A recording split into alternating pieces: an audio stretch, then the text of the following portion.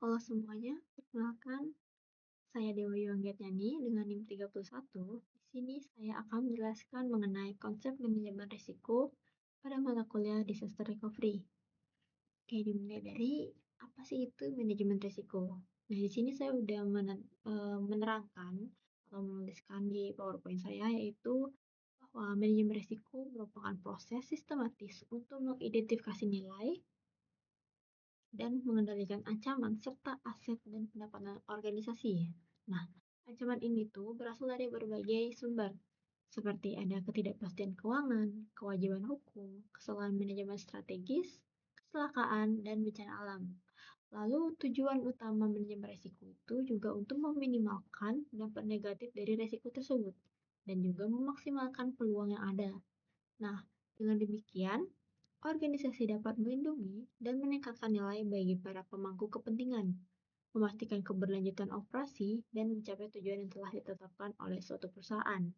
Nah, dari penjelasan ini kita tahu bahwa uh, inti dari tujuan utama manajemen risiko itu adalah untuk meminimalkan sebuah dampak negatif dan dari risiko tersebut dan juga memaksimalkan peluang-peluang yang ada untuk sebuah perusahaan. Oke, lanjut di prinsip dasar manajemen risiko. Nah, di sini tuh ada 4 prinsip dasar. Yang pertama itu ada bersifat proaktif. Nah, yang dimaksud dengan bersifat proaktif adalah organisasi yang secara aktif mencari dan mengidentifikasi risiko sebelum menjadi masalah nyata. Nah, dengan tujuan mencegah atau meminimalkan dampak negatif melalui langkah-langkah pencegah dan persiapan. Seperti pada definisi yang sebelumnya saya jelaskan juga. Lalu di sini ada juga bersifat kolektif.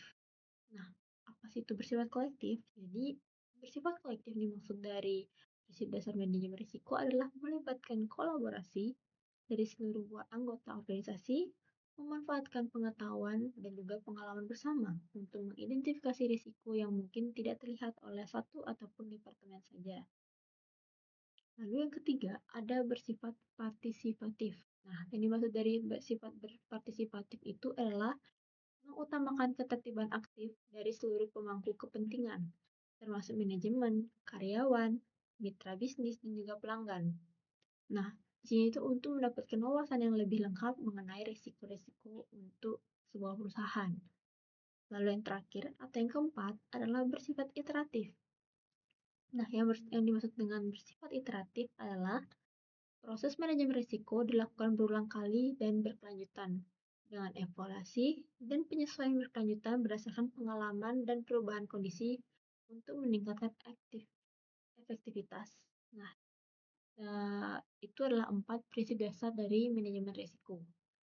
Lalu, nah di sini ada siklus manajemen risiko. Di sini ada 6 siklus. Yang pertama itu ada identifikasi risiko, yang kedua adalah analisa dan prioritas risiko, yang ketiga adalah rencana penanggulannya, yang keempat pemantauan risiko, yang kelima kontrol atau penanggulangannya, lalu yang terakhir adalah petik pelajarannya. Di sini saya akan menjelaskan satu-satu pada siklus ini.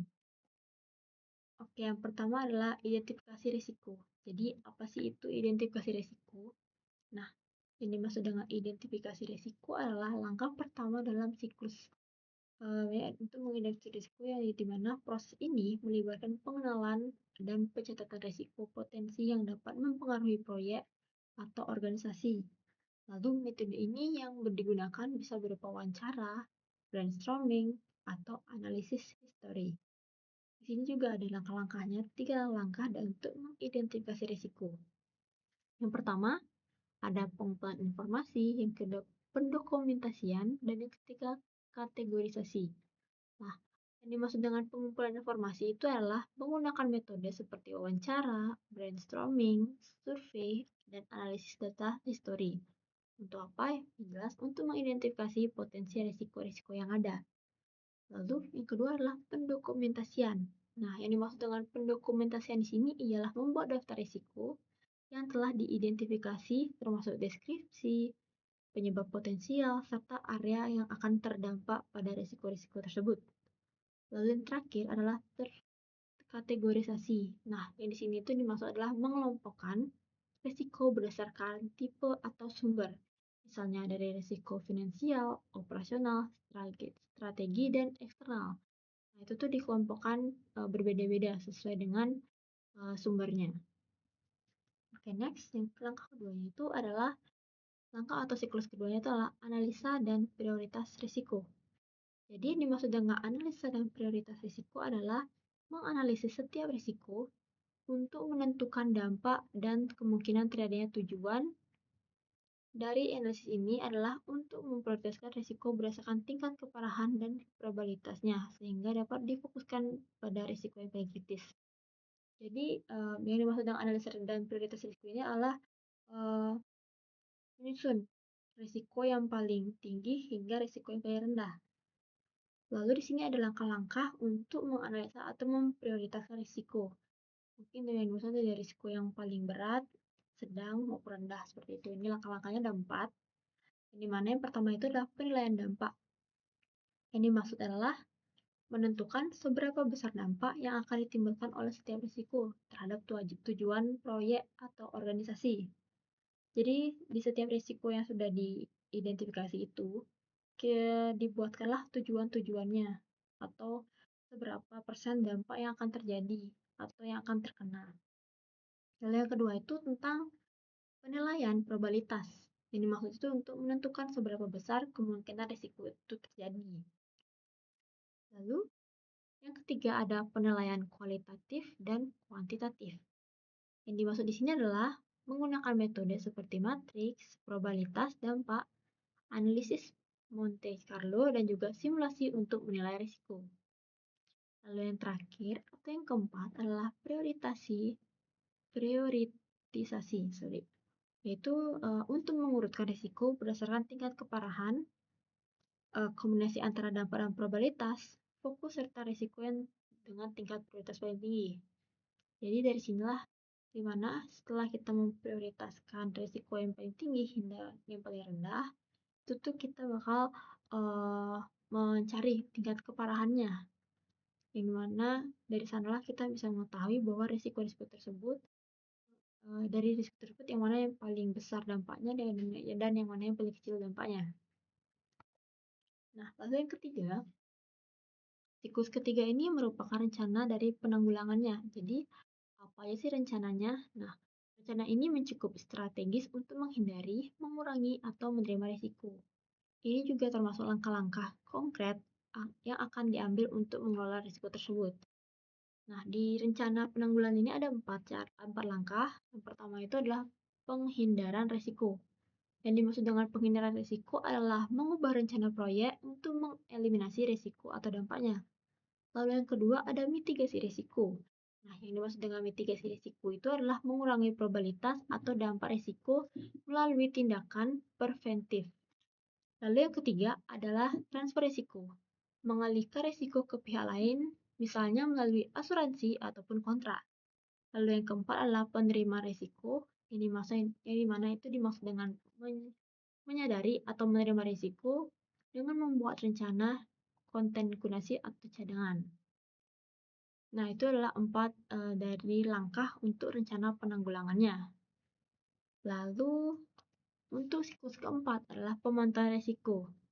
Nah, yang dimaksud dengan pemantauan risiko itu adalah setelah penanggulangannya diterapkan, lalu dilanjutkan dengan yang keempat ini, yaitu digunakan untuk melibatkan peninjauan ulang risiko secara berkala dengan mengukur apakah perubahan tersebut terjadi dalam profil risiko atau tidak.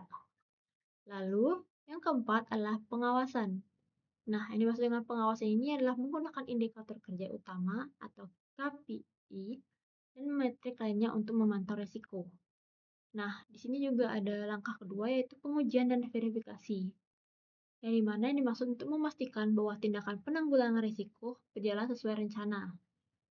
Lalu ada pelaporan, membuat laporan rutin tentang status risiko dan tindakan yang diambil.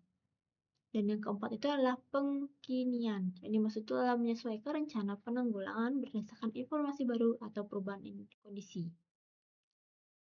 Lalu yang kelima ada kontrol atau penanggulangannya. Dan yang dimaksud dengan kontrol di sini itu adalah tindakan yang telah direncanakan atau meminimalkan dampak dari probabilitas risiko yang terjadi. Nah, di CD kontrol ini ada 3 tahapan. Yang pertama itu adalah pelaksanaan tindakan, yang kedua adalah pengukuran efektivitas, dan yang ketiga itulah penyesuaian. Nah, di pelaksanaan tindakan ini yang dimaksud adalah menjalankan strategi penanggulangan risiko yang telah direncanakan. Lalu ada juga pengukuran efektivitas, yang dimaksud adalah mengukur hasil dari tindakan yang diambil untuk melihat apakah risiko telah berhasil atau dihilangkan. Lalu yang ketiga adalah penyesuaian, yang dimaksud adalah melakukan penyesuaian terhadap tindakan jika diperlukan berdasarkan hasil pengukuran dan evaluasi. Nah, jadi ini yang terakhir, di mana siklus keenam atau yang terakhir ini adalah yang maksudnya petik pelajaran. Jadi, mengambil pelajaran dari seluruh proses manajemen risiko, evaluasi ini dilakukan terhadap apa yang berhasil dan apa yang tidak, serta mengidentifikasi peluang perbaikan untuk siklus risiko di masa depan. Nah, ini tuh dimaksud adalah dokumentasi dan juga berbagai pengetahuan ini untuk membantu organisasi untuk terus memperbaiki pendekatan mereka terhadap manajemen risiko.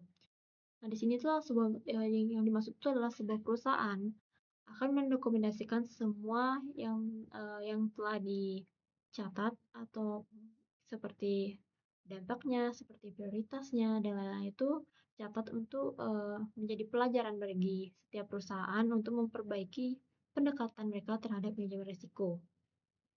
Dan di petik pelajaran ini juga ada beberapa tahap. Yang pertama itu adalah evaluasi, di mana menilai keseluruhan dari proses manajemen risiko untuk mengidentifikasi apa yang berhasil dan apa yang tidak. Lalu yang kedua adalah dokumentasi. Nah, yang dimaksud dokumentasi ini adalah mendokumentasikan pelajaran dipetik termasuk keberhasilan, kegagalan, dan juga rekomen untuk perbaikan. Lalu yang ketiga adalah berbagi pengetahuan, menyebarkan informasi, dan juga pengetahuan yang diperoleh oleh seluruh tim dan pengampu kepentingan. Lalu yang terakhir adalah peningkatan berkelanjutan, menggunakan pelajaran yang dipetik untuk memperbarui, memperbaiki proses manajemen risiko untuk masa kedepannya.